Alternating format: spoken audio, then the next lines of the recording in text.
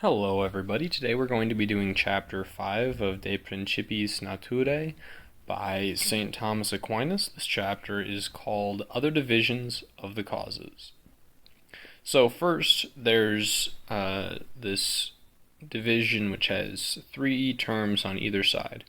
One is proximate, posterior, or particular, and the other one is remote, prior, and universal.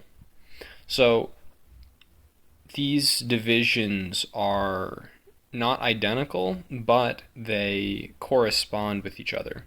So there's the physician's art versus the physician's practice. The physician's art is universal. It's prior and it's remote. It's the cause of the physician being able to practice. Whereas the physician's actual practice is proximate, posterior, and particular. When the physician actually heals someone, that is an example of a particular event. Animals as cause. So this would be an example of a genus as remote, prior, and universal. So the animal part of your nature is prior to the rational part of your human nature. The rational would be proximate, posterior, and particular here, whereas the animality that you possess is remote, prior, and universal.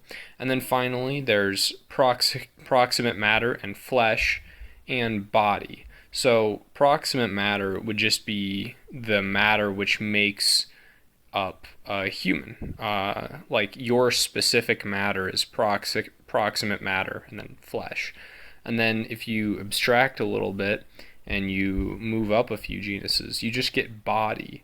Body is universal. Everything which is extended in space has a body. But the proximate matter and the flesh are particular, they're posterior, and they're proximate. So yeah. Next, there is essential versus accidental cause. When a cause causes something by reason of it being what it is, then it is essential. And the example Aquinas gives here is a builder creating a building. That would be essential because the fact that he's capable of creating a building is because he's a builder. And then a cause is accidental. When a cause happens to coincide with an essential cause, such as a philologist creating a building. There's nothing about being good with words which prepares you to, lay bricks. Next, we have simple versus composite causes. A cause is called simple when it alone is the cause, either essentially or accidentally, so when a builder builds. And a cause is called composite when two things are simultaneously the cause, so when a builder and a physician build.